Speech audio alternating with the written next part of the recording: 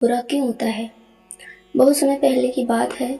महाभारत के युद्ध के बाद एक दिन अर्जुन के मन में एक गहरी दुविधा उत्पन्न हुई।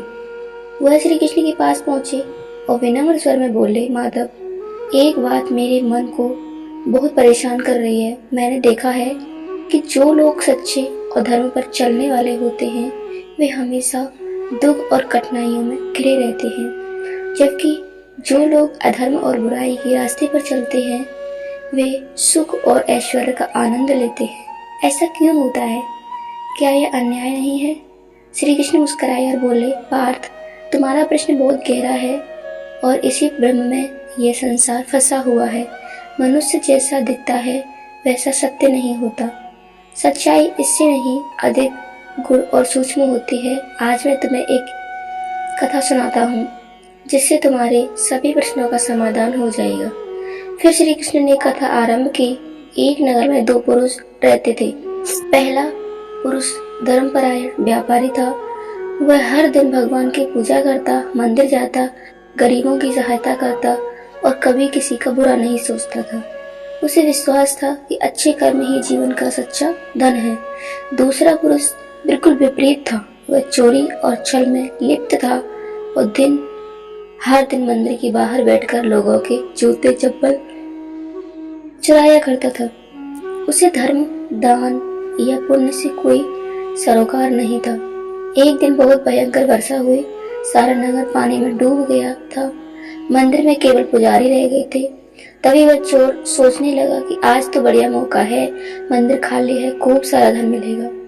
वह चुपके से अंदर गया और भगवान के आभूषण तथा दान का सारा धन चुरा लिया। उसी समय संयोगवश वह धर्मपरायण व्यापारी भी मंदिर में पहुंचा। जब पुजारी ने देखा कि कोई व्यक्ति भाग रहा है तो उन्होंने उसी व्यापारी को पकड़ लिया और शोर मचा दिया। भीड़ ने बिना सोचे समझे इसे चोर समझकर पीट दिया।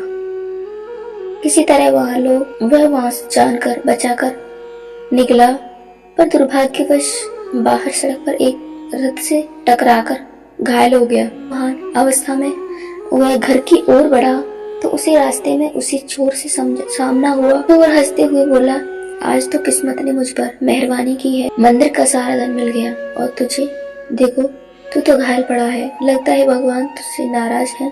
यह सुनकर व्यापारी का मन टूट गया। उसने दुखी होकर घर जाकर भगवान की मूर्ति निकाल दी और कहा, अब मैं किसी की पूजा नहीं करूंगा। अगर यही सच्चाई है तो धर्म का क्या अर्थ रह गया। बीत गया। कुछ वर्षों बाद दोनों की मृत्यु हो गई।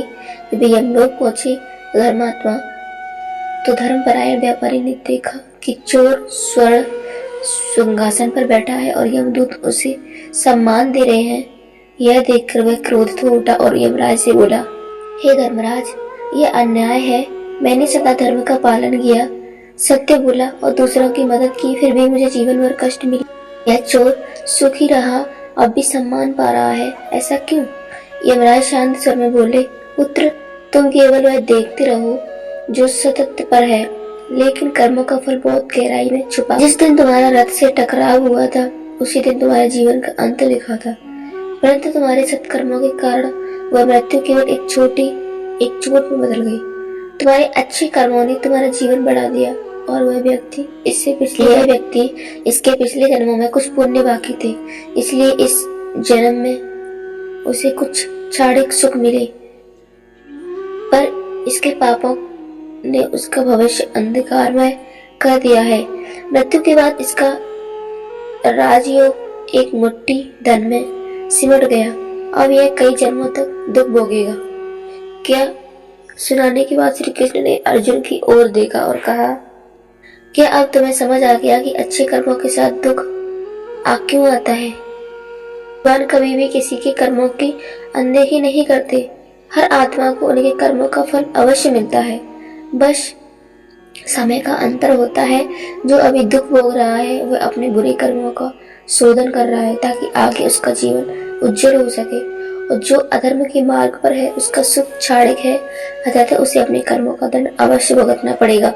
श्री कृष्ण आगे बोले, इसलिए हे अर्जुन, तू अपने धर्म पर अडिग रह, अच्छे कर्म करता रहे, क्योंकि कोई भी कर्म व्यर्थ नहीं जाता, न शुभ न अशुभ। ईश्वर सब देखता है और सही समय पर हर व्यक्ति को उसका उचित फल देता है। इस प्रकार अर्जुन की दुविधा समाप्त हुई।